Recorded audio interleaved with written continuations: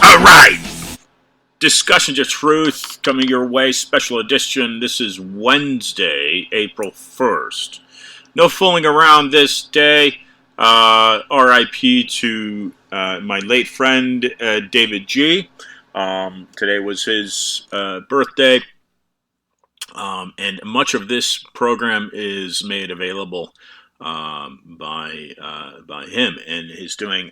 Coming your way in about 6 minutes, Dr. Yoram Lass.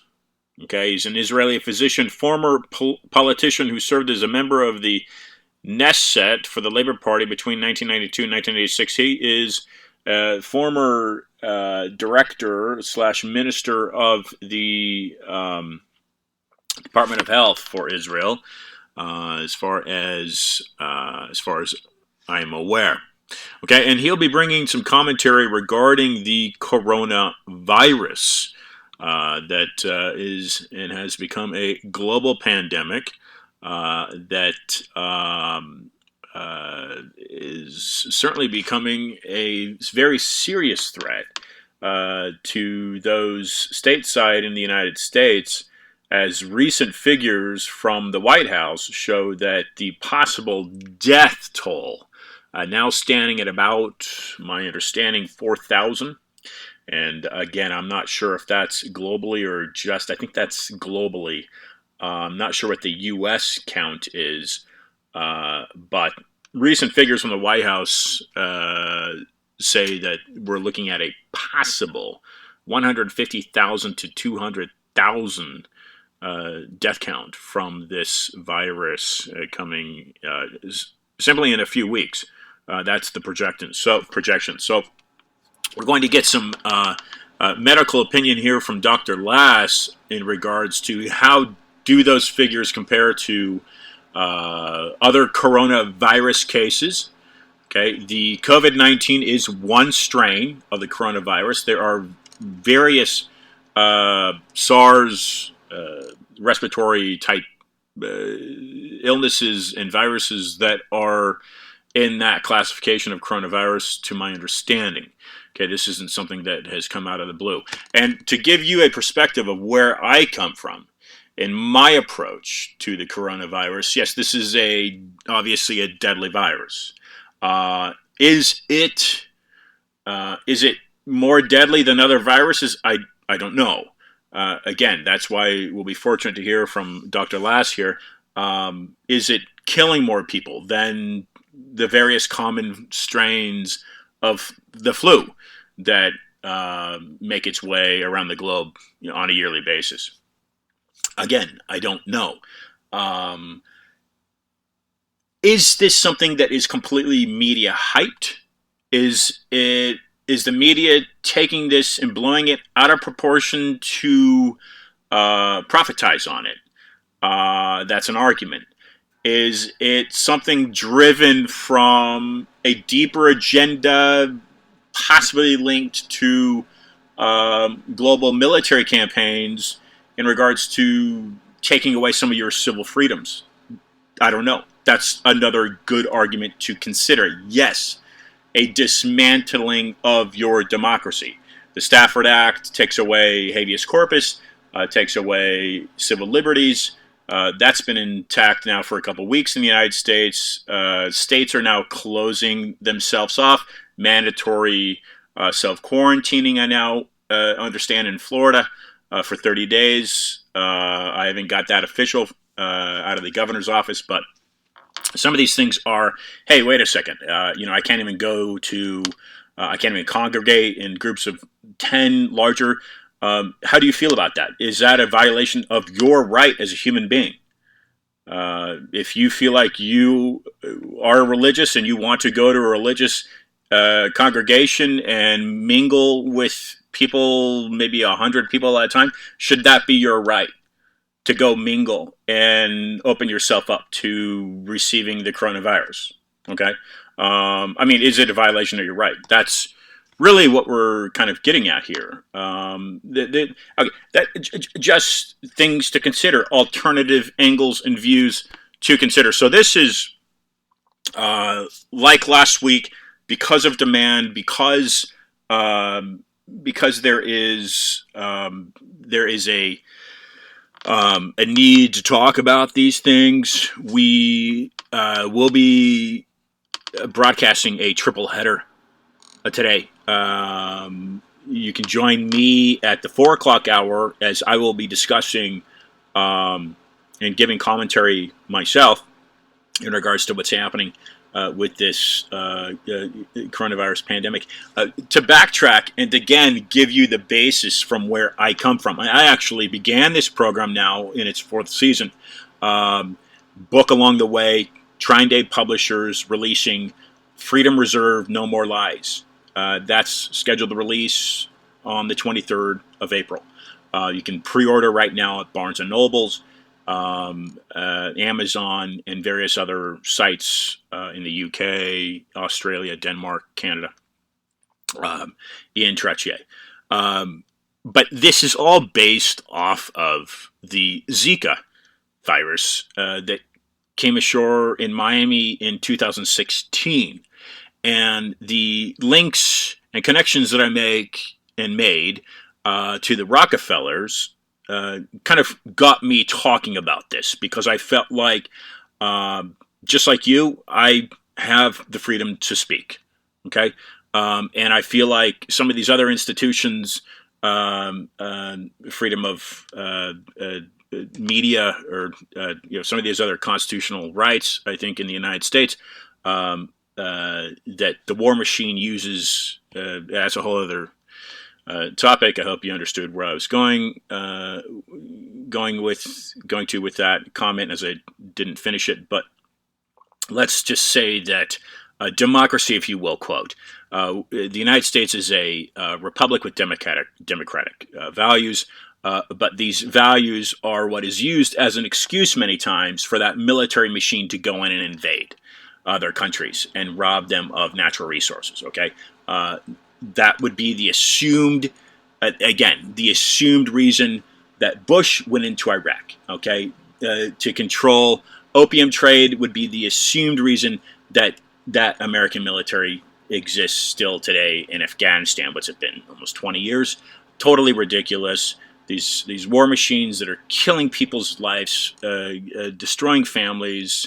It's just really disgusting as far as I'm concerned.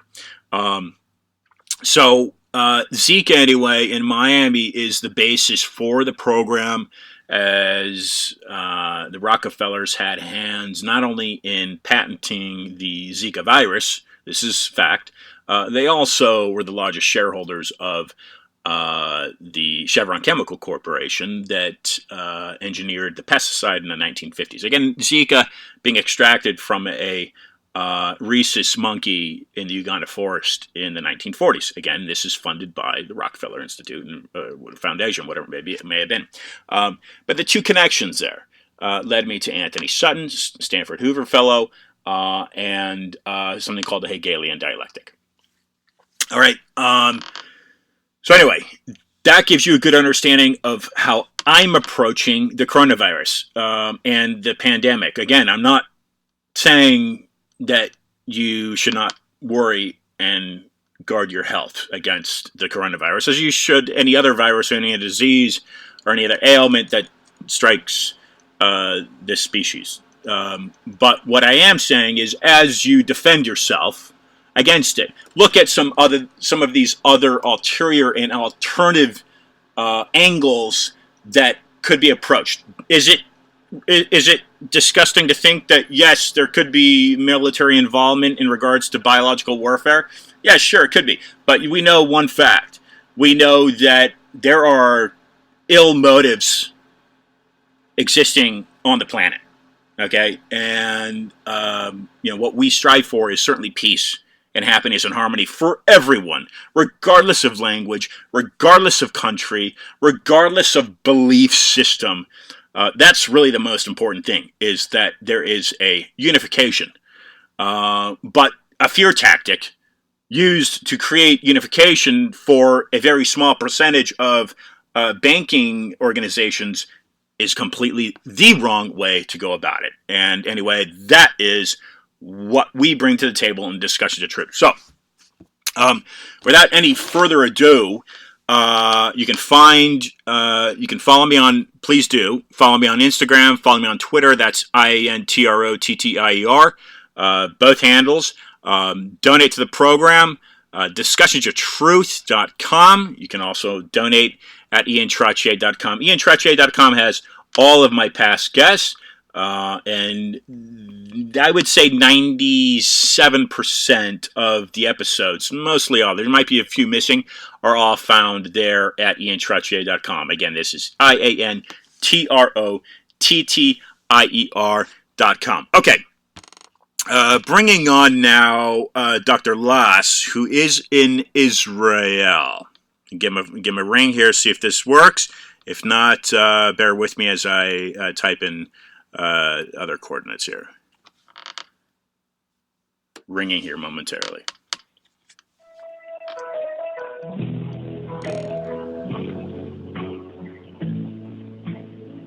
Okay.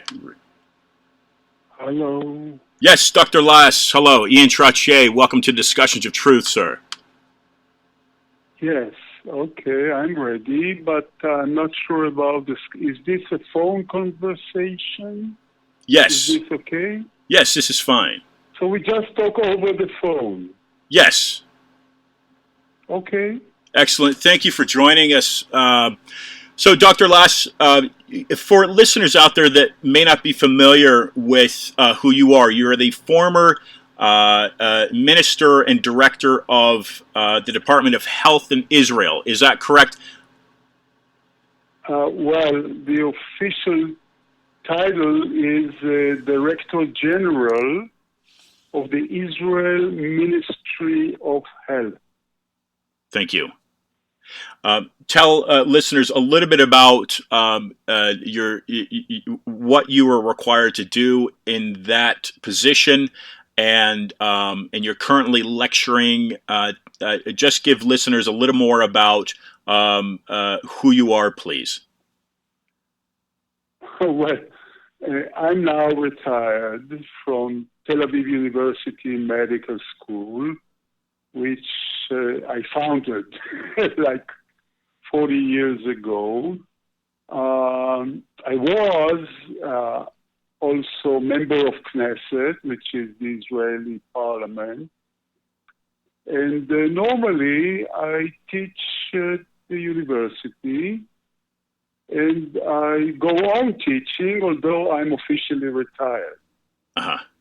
Well, you've had a long and distinguished career, Dr. Lass, and we appreciate your time joining the program. And for listeners out there, Dr. Lass has taken his time out of his evening to join us at 10:20 p.m. his time there in Tel Aviv. So thanks for staying up to be with us. As we all are now aware of the pandemic that is causing issues around the globe and all civilizations and societies. The coronavirus, Yoram, is an issue that we are all concerned about. I would like your opinion, if you will. Tell listeners, if you would, Yoram, what is your view on what you know about this virus? Well, I'm worried, but not terribly worried, because we have been in that movie some time ago, if you remember, the swine flu Yes. pandemic. It was 2009. And we had the same situation. We had a new virus which emerged from Mexico, Santa Cruz area.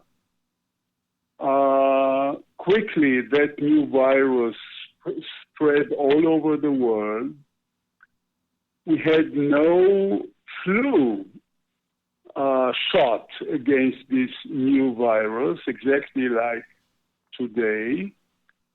And 1 billion people were exposed. About 250,000 people died. This is 2009. However, Zuckerberg was only beginning. He was a beginner. Today, we have a somewhat similar situation like the old swine flu, but we have those social networks.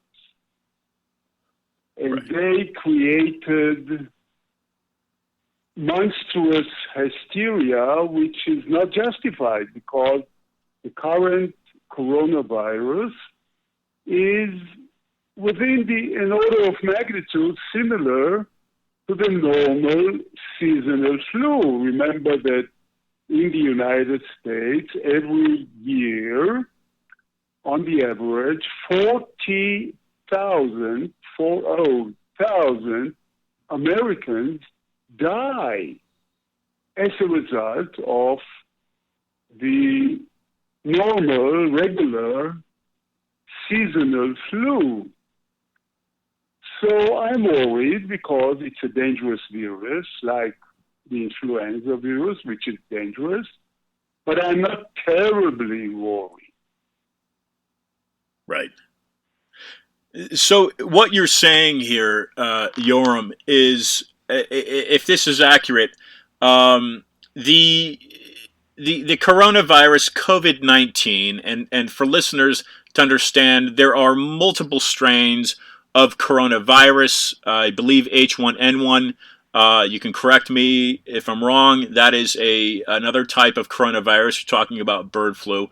And there are four coronaviruses which has already attacked humans in history. So, but this is a new one. It's a new strain, a new virus which we never met before. Okay, yeah, and there's no at the moment this is what there's no vaccine. This is what's interesting to me, Dr. Lass, is we hosted a Harvard-educated MD. He's now 96 years old. He's based in Toronto.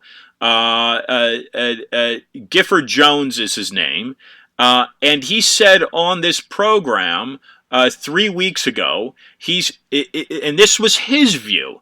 Again, as a peer to you, as a medical doctor, it was his view. Again, he's 96 years old. It was his view that any virus could be treated with vitamin C taken intravenously. What are your comments in that regard?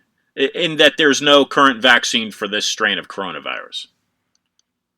Well, vitamin C over history since Fleming, the Nobel laureate, the vitamin C has been suggested as the miracle drug against many diseases. I do not know of any real double-blind study, peer-reviewed, published in a respectable journal, which says that vitamin C is good for you if, unfortunately, you have the coronavirus. I don't know. I mean, I have to see a peer-reviewed article in a respectable journal which says that vitamin C is good for you.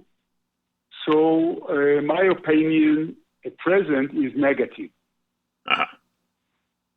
Let's go back to, and we'll come back to this, but let's shift angle for a moment and expand on what you talked about, the social networks. Now, you mentioned, was it 2009 swine flu outbreak in Mexico that spread globally, and was it 250,000 people that it affected, and 1 billion people that it touched, and 250,000 that it killed, if I remember, if I've got those numbers correctly. What you said is different today. Is that we have these social networking, whereas Facebook was in its infancy back then, so not nearly as well developed as it is today. We have Twitter, which is, again, I think that started in 2007. I may be wrong on that, but some of these social networking sites, are you suggesting that has exacerbated the threat, if you will, of this relatively otherwise common viral outbreak? Is that something that you're conveying here to listeners? Yes, absolutely. Your definitions are very accurate. You can see what happens with the very well developed social networks. You have a flow of uniform information. Everybody sees the same picture. So Jack comes to Daniel and he says, "Did you see that?" And Daniel says, "Well, of course I've seen that." So everything is being amplified and becomes a fact. And therefore, when you get a focal, disastrous picture, say from Milano, that picture within a second lands on Mr. Trump's desk and becomes his policy. And this has never been before. The spread of information is so fast and so uniform that the power of Zuckerberg as an icon for the social networks, he has the power to topple governments all around the world. I mean, Trump tried for a moment, just for a moment, to say, well, so many people die with a seasonal flu, and we never had the idea of a shutdown of the entire United States. But then Zuckerberg came with that flood, which makes everybody so scared. And Trump moved to the other side of the pendulum. And I don't blame him. It's all over the world. Governments are afraid of the people, the constituency. And the constituency is afraid because of Zuckerberg.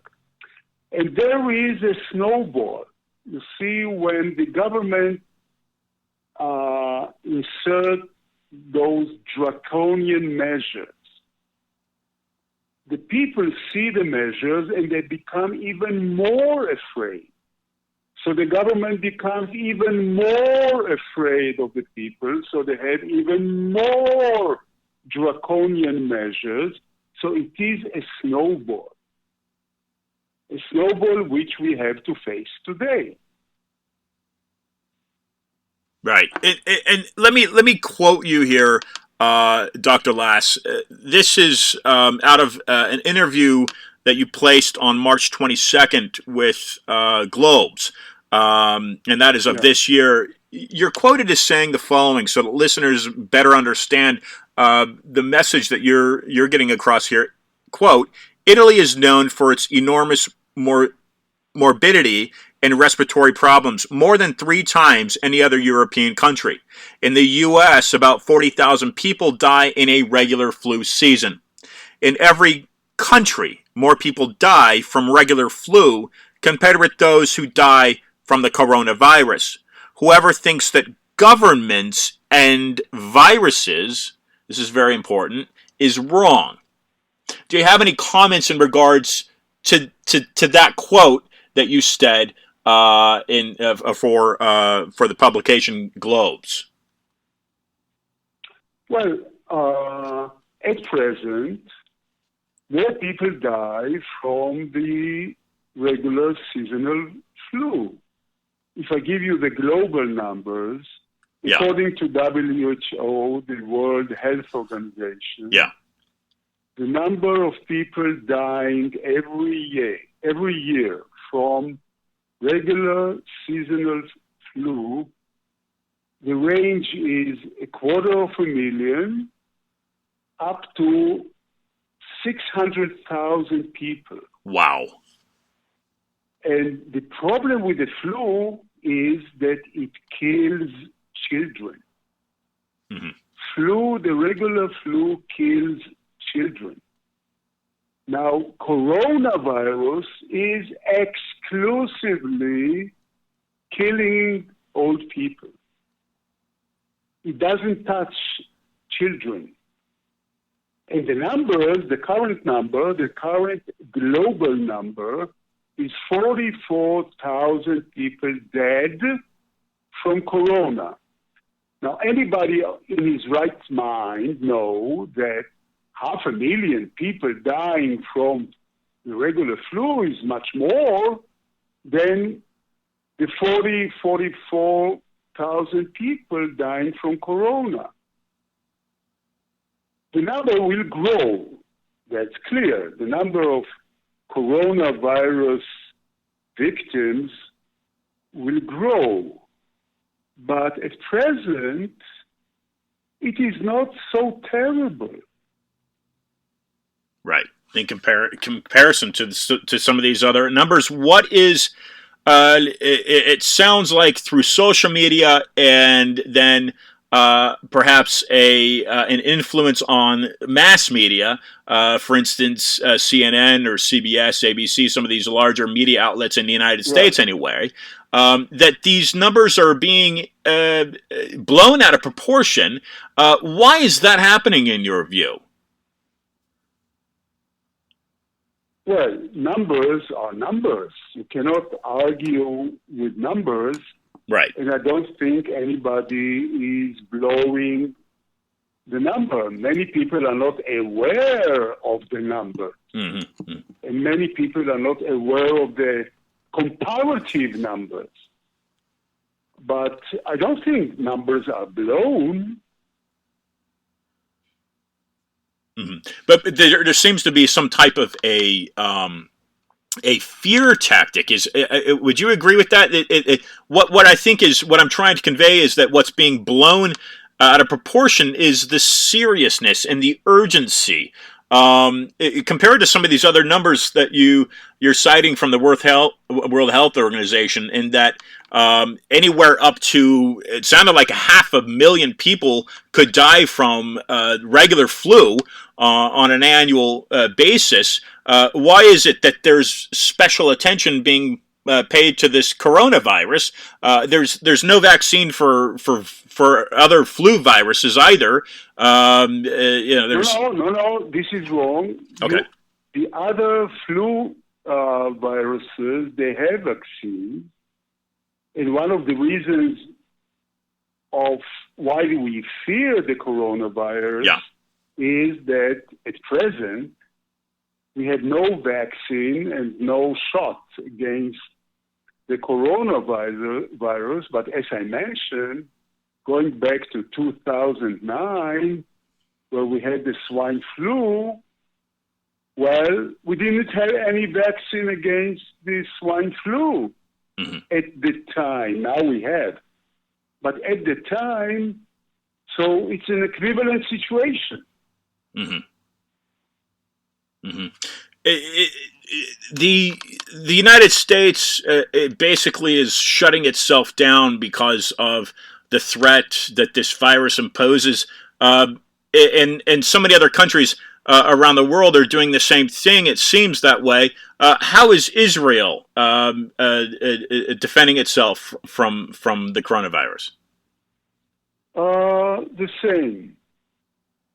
I mean, there is a complete shutdown in Israel, quite an extreme shutdown, and also there is, electronic surveillance, and which I don't like. I mean, I would like having a system which follows people by using a voluntary application. But as you know, we have government bodies, for example, fighting Palestinian terrorists. Yeah. And you can imagine that they have the technology you can hardly imagine. And the Israeli government is using the same technology and the same body, which normally fighting terrorists, to survey Israeli citizens, which I don't like. So the measures here are very serious, extremely serious. The economy is ruined. I mean, a quarter of the workforce has registered for unemployment benefits. My goodness. You can imagine the restaurants and etc. So the situation here is very serious. Yeah, it's a very similar thing. It seems that the middle class, anyway, in the United States is a year from now. It'll be interesting to see where the economy stands in this country. I would think that, again, going back to that middle class, it's already being attacked and shrinking. It could likely be completely non-existent as a result of this coronavirus shutdown. Bill Gates, who designed a personal computer software in I think it was the 80s, is now coming out and talking about the coronavirus. He has mentioned that he would like to vaccinate and insert a tracking microchip. Yeah, what are your yes? How do you feel about that, Yoram? What are your comments and thoughts on that? Well, look, I'm a scientist and I'm pro technology. So everything must be voluntary. And I don't really mind my privacy because I have nothing to hide. Right. In a way. I know I'm different. This is my personal. I know that in the United States, privacy is a huge issue. I think that if Bill Gates' suggestions make the world more efficient, if you get your medical data on the spot, it's good enough. But your problem is not Bill Gates. Your problem is your medical system, which is awful. It is the most expensive and the less efficient medical system in the Western world. Well said. And so many people have no insurance, so the Congress may give you free coronavirus test, right? But then the bills come for the interview, for opening the door, for closing the door, and many people cannot afford it, which is different from Israel, where every Israeli citizen have the full security.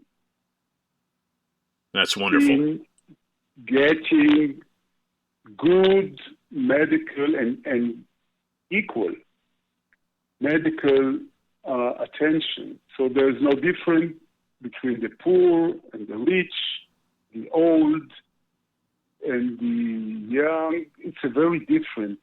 Israel is very good in social medicine, and I'm not going to interfere with your politics, but this is one, in my view, one of your greatest problems. Also Yes. with regard with the current corona situation. Yeah, I completely agree. I think some of the estimates are $35,000 medical bill for something. It's crazy. So the $2 trillion Congress bill will give a person 5,000 allowance, and then it goes straight into the hospital. It's great. Yeah, but you mentioned something that I think you mentioned an important word here, and that would be voluntary. So if certainly if microchipping does help the world become a safer place, then that's great. However, do you think it's important that a voluntary microchipping system be administered rather than a mandatory? Does it make a difference? Yes. I would recommend only voluntary, so that an old person where the medical information is scattered all over the places, and if you have the chip, you may have a device which will gather everything. So for that guy, a chip may be helpful, but to have the government being able to follow everyone, and this I would not recommend. Right. Okay. Now let's get into, for a moment, Dr. Lass, let's get into, for listeners out there that are concerned, obviously, about how to treat the coronavirus, what is it, from your understanding, what are some of the best methods, if there even exist? I've recently come across a French study where I'll give her a shot at this pronunciation here: hydroxychloroquine sulfate. Yeah.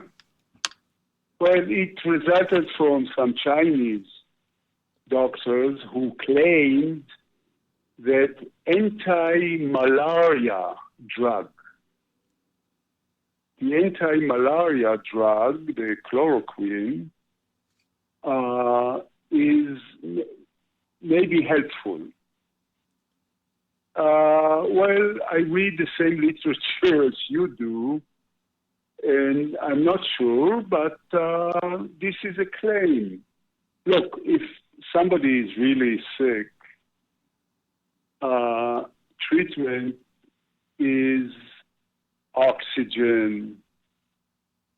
Treatment is continuous monitoring of oxygen in your blood to see that the blood is fully saturated with oxygen. So there is a little device which you put on the tip of your finger in hospitals. And of course, in very serious situations, you have to use the ventilator, the mechanical ventilator, which is a very sophisticated device, and you need the people to attend to the device.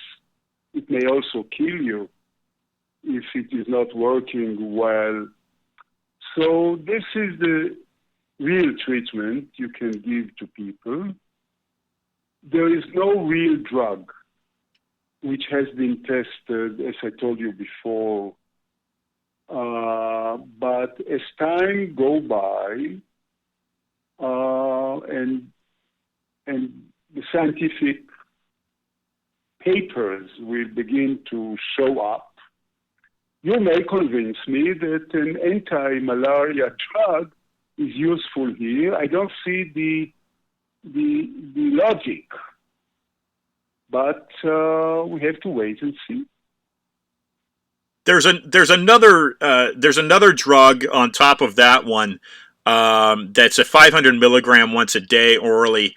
It's called azithromycin. Are you familiar with that one? If the pronunciation's... Yeah, well, this is another group. I mean, the anti-malaria, Okay. I'm not sure, but this is another group of drugs which makes more sense because they are designed especially against viruses.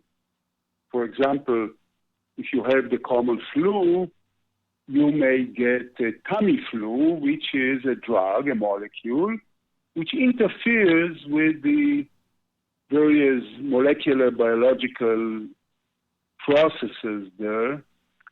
So any antiviral drug, which normally is being used against the influenza virus, against the herpes, the herpes, that's another famous virus, herpes, and there are so many. CMV, you have like a zoo of viruses on your body, not only the corona. So there are antiviral molecules. For example, we use antiviral molecules for AIDS patients, and it saves their life. AIDS now does not necessarily kill you because of the drugs. So those drugs may be helpful against the corona, but again, it must be very thoroughly tested. What are some of the for listeners out there that may be in that category of not having health insurance, or simply listeners that want to build up their defenses on a regular day basis? What are some of the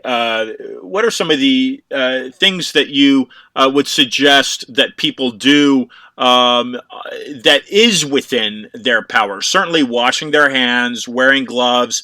It's debatable whether to wear masks. That'll protect them. Being self-isolated, self-quarantined, not gathering groups of 10, being 5 to 6 feet away from another person. Some of these very basics that seem to be administered through the World Health Organization and other organizations.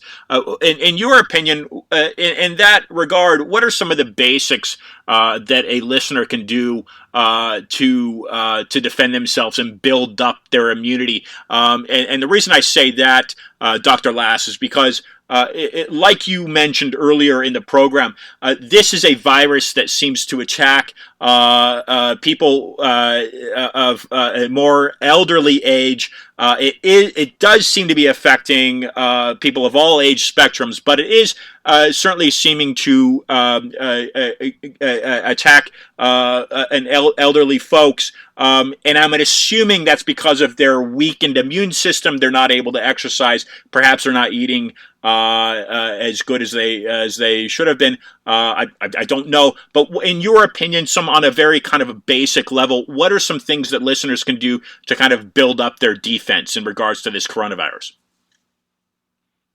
Well, I think you have mentioned them all. I can add, do not touch your face with your hand, if you can. If you go to some public toilet situation, I mean, you don't these days, but if you're in a cinema or try not to touch the handle. Push the door with your shoulder. Things like that. And at the institutional level, surely the nursing homes are the soft spots. And by way of description, any nursing home should be surrounded with a barbed wire and with a checkpoint, and nobody without a certificate should get in. This is where the problem is. If you remember the first cases, Kirkland Nursing Home, Kirkland, right. Yeah. In Washington State. Yep. The nursing home is the soft spot.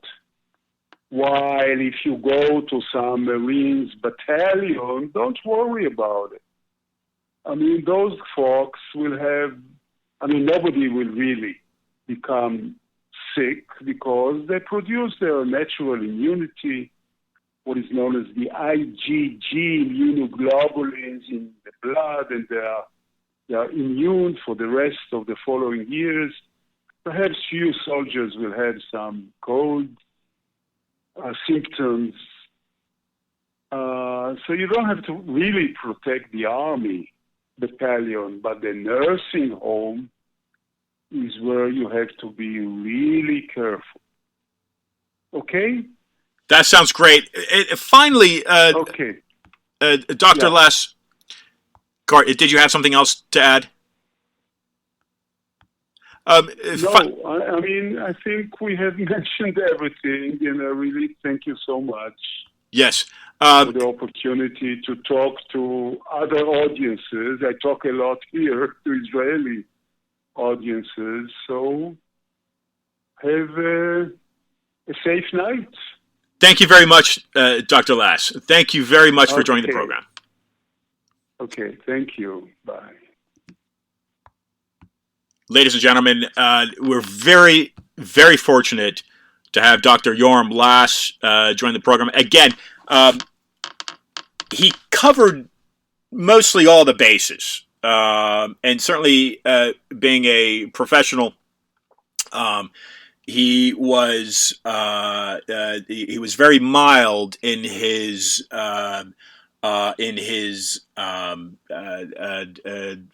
suggestion, if you will, or not even suggestion. He was very mild in addressing what I will call fear behind the coronavirus, without directly attacking any one media outlet, or even though he mentioned a number of times Zuckerberg, that would be Mark, the founder, arguably co-founder of Facebook. Is there a purposeful angle of fear pumped into the media outlets?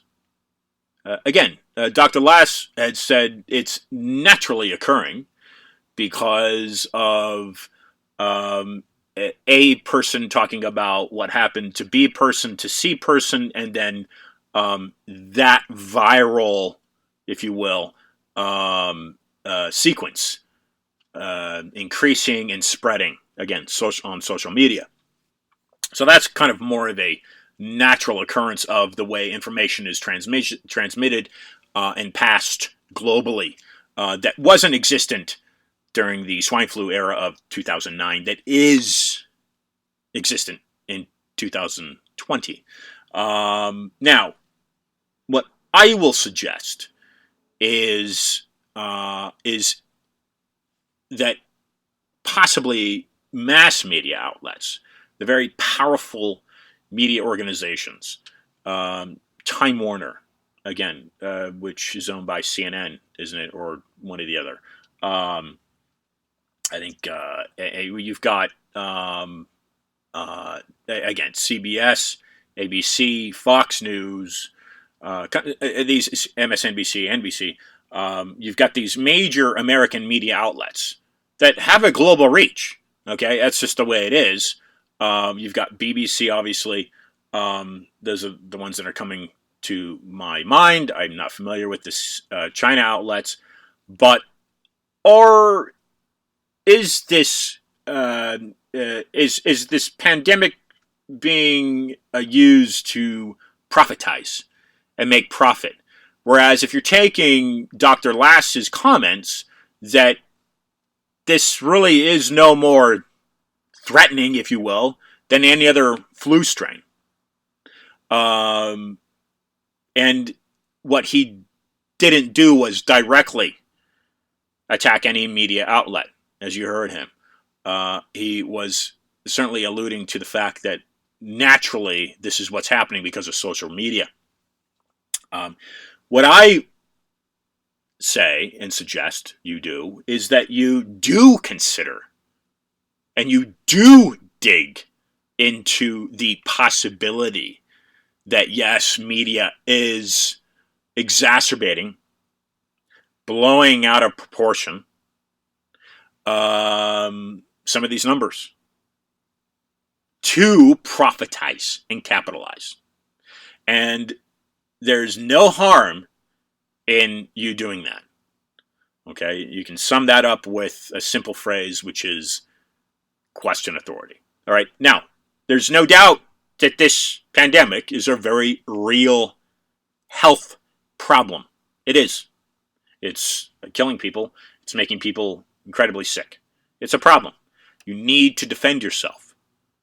But at the same time, if you have the strength and you have the health, physically and mentally, you need to question, where did this originate? Was it Wuhan or was it Fort Detrick, which is now closed? And I think it's Virginia. Okay? Was this biologically induced from a ruling organization? Yes, it's perhaps sinister to consider that, but you've got to consider all angles. Because you have to look at any violation of your human rights, and even Dr. Lassett alluded to, surveillance. And that's a very real thing right now in Israel. And mandatory vaccinations? Would that be a direct violation of your human right? All good questions as far as I'm concerned, and I appreciate you tuning in and listening to this special edition of Discussions of Truth. Again, we've been joined by Dr. Yoram Lass, the former head of the Department of Health in Israel, and I'll be back with another Discussion of Truth before next hour, before coming your way at the 5 o'clock hour. That is the normal slotted time frame, with Zachary Voorhees, Google whistleblower. You've tuned in to Discussion of Truth. This is Wynwood One Miami Radio. I'll be back momentarily. Until then, thanks for listening.